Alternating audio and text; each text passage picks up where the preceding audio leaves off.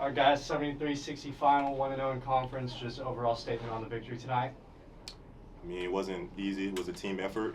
We practiced real hard. Coach had a great game plan, and we went out and executed.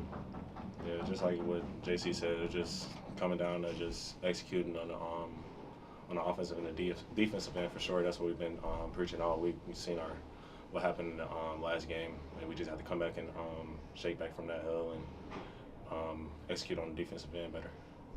You guys had 4 guys in double-digit scoring, two guys with 9 points. What's that mean? How important is that to be able to trust anybody? Anyone can take off with it. I mean, our team's deep. Like, everybody on our team can be a starter. So, yeah, Coach Matt always said from the beginning of the season, I mean, since we got here, I mean, it's going to always be somebody else's night. I mean, like you said, our team is deep, so it's going to always be somebody else's night. How would you say you're able to feed off the crowd tonight?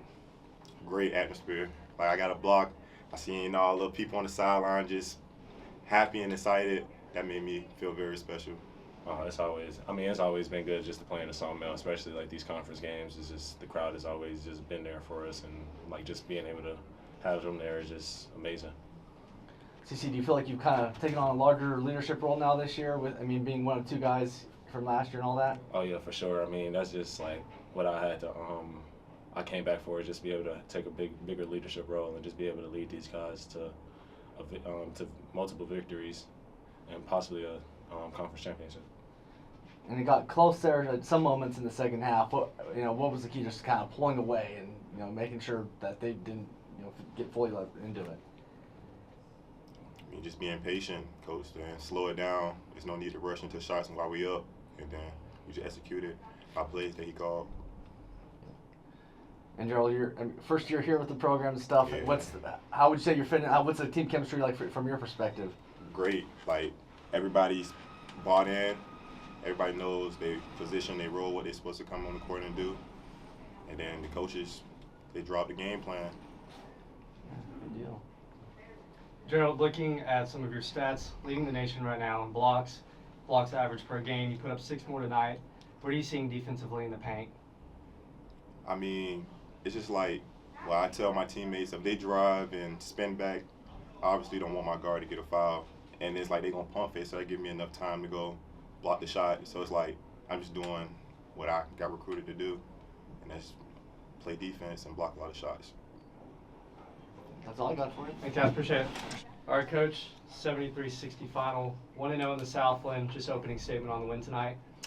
Yeah, we really emphasized after the UTA game, defensively the second half, we really didn't execute what we were needing to do. And so we really tried to ramp up the last couple of days to really talk about, like, we have to execute what we're going to do for 40 minutes defensively. Because our offense is going to have, it's going to come at some point. And, we haven't been shooting the ball great lately, but that's part of it. That's part of basketball. But I thought our defensive effort and what we did game plan wise from the assistant coaches and how we executed it was at a really high level. And so I'm really proud of our guys for doing that. Coach Fennell is a really good coach. They have a really good offense. They were top 10 in the country in 3-point field goal percentage coming into the game at 41%, and we held them to 25% tonight. So I thought the game plan was right. I thought we executed. I thought we played physically, especially the second half. Our energy picked up a little bit. We were licking our wounds a little bit. We lost a game that we shouldn't have lost, and the guys know it on Saturday, and felt like we gave one away. So, it was a little bit like Pepperdine to a certain degree, where our offense was kind of stuck in mud early. But the second half was better. We got to the free throw line, which was nice tonight, and we made them when it mattered. So really proud of our guys, though. The effort, communication, how we guarded them was at a really high level. Speaking of the 2 losses, they say you learn more from losses than the wins. What's something that you learned from losses that helped prepare you for conference play? Yeah, just that you have to play for 40 minutes, and you can't rely on your offense. Your defense is going to travel. Defense travels when you go on the road, and we keep talking about we want to be a championship program, and we want to be a championship program this year.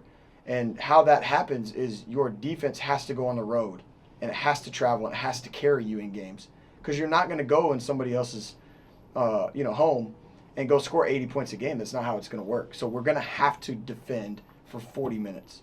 And we're still not there yet, but I thought it was a good step in the right direction tonight, especially with how difficult they are to guard. Numbers wise, it was all spread out with you guys. I mean, 4 guys in double-digit scoring, a couple with 9 points, and of course there's other stats there too. But how important is that to be able to rely just on whoever it is, next man up and all mentality and all that? Yeah, I mean, everybody provides something different. Keon had 6 assists tonight. Couldn't really get a shot. Got in foul trouble, and so then Muhammad, he came in and provided a huge spark for us, and he hasn't been playing with confidence, and I've really been urging him to play with some confidence. And his role is tough.